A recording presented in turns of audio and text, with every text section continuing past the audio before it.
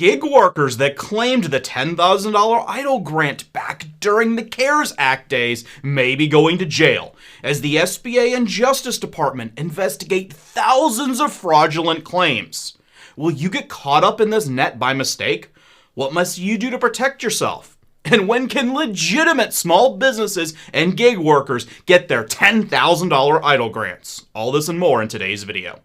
Hello and welcome to the Stephen Carlson Show. I'm Stephen Carlson. I'm a tech entrepreneur, real estate investor, author, YouTuber, volunteer paramedic, and, well, Bonnie's down here. Clyde, I think he's downstairs again.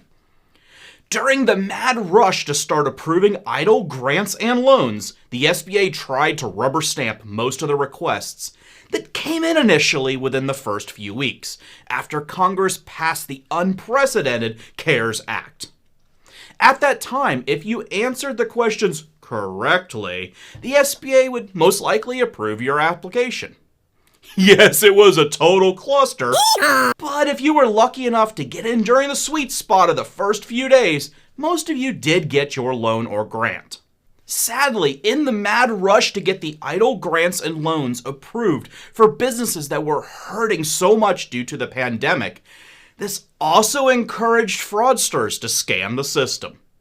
Months ago, I covered how fraudsters claimed that they were farmers living in downtown Chicago, submitting thousands of fake claims for the EIDL grants when agricultural businesses were being prioritized. Clyde, once again, we're doing a video here. Can you lay down? All right, little buddy, come on, lay down. Now I just have to find where I was. Here we were. The SBA eventually caught on to this and began clamping down. By the time they implemented these rules to reduce the fraud, the grant money was gone, and legitimate small businesses were hurting.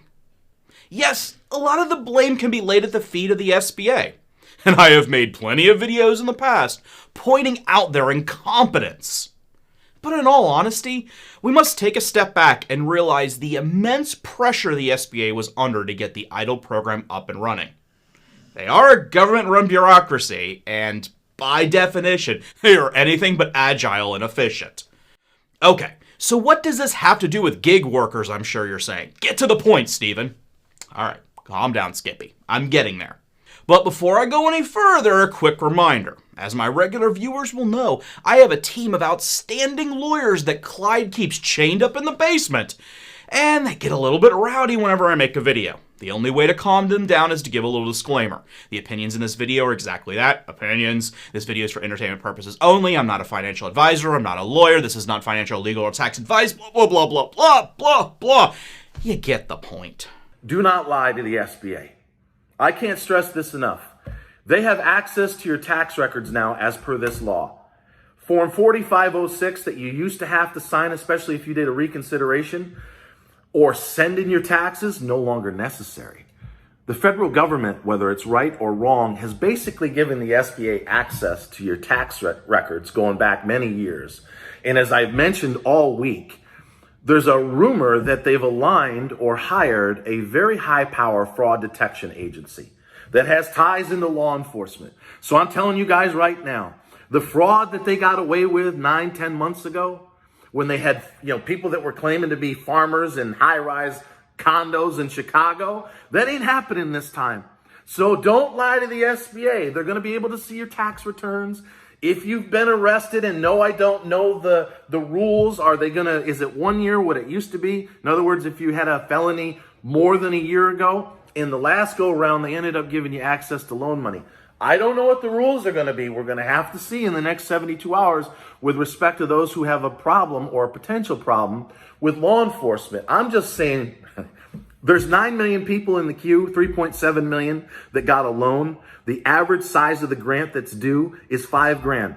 In other words, of the 9 million that applied, and let's say half got the grant, they got $5,000. In other words, they said, or they claim to have 5 employees.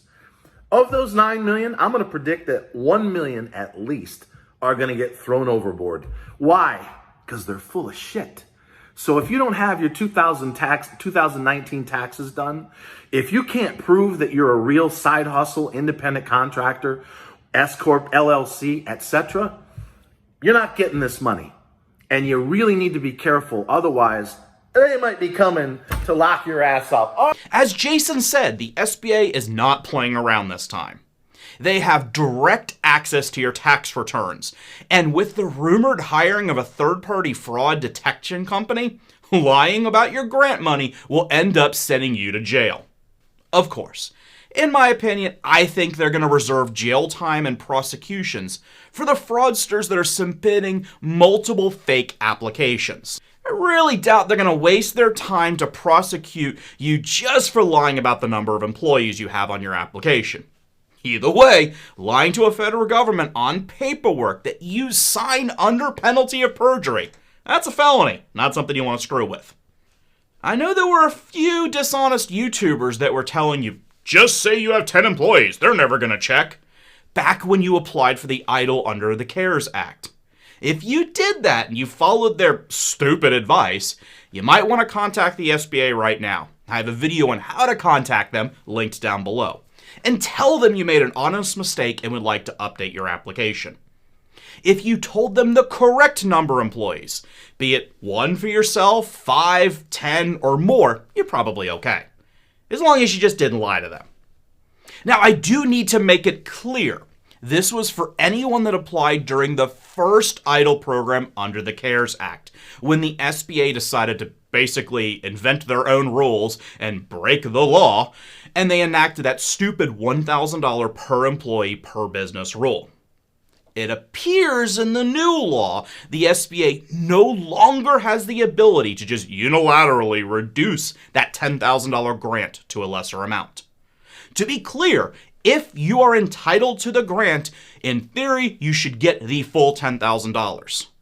And with the SBA clearing out all those fraudulent scammers that either never owned a business or claimed more employees than they actually have, this is going to free up hundreds of millions of dollars to be allocated to actual businesses that are in need, like the businesses that you guys own. Now, I know what I'm about to say may be unpopular, but it needs to be said. In my opinion, part-time gig workers that kind of just dabbled with side work should never have been eligible for the EIDL program. Now, let me be clear. What I am referring to is the people that sell 1 or 2 items on eBay a month, or maybe they drive Uber once or twice. They, once again, in my opinion, should never have been eligible for the EIDL program. Of course, if your primary source of income was running an eBay, Etsy, or Amazon store, and you were shipping items every single day, or if you drove Uber on a continuous basis, this program was designed for you, along with all the small restaurants, gas stations, retail shops, etc. Remember, the EIDL program was designed for small businesses in need. Hence the name, the Small Business Administration, not the free money for fake business administration. The plan was never created for side hustles, and by allowing these non-businesses, in my opinion, to be eligible, it muddied up the water and made the entire situation worse. Now, I don't blame gig workers. They applied for a program that Congress offered, so I don't blame you for doing it. I think it's Congress's fault. Congress could have made this so much easier if they would have just made a simple bill that allocated the funds needed to reimburse small businesses for lost revenue during the forced shutdown. And as long as businesses kept their employees on the payroll, this would have fixed most of the problems that we're facing right now.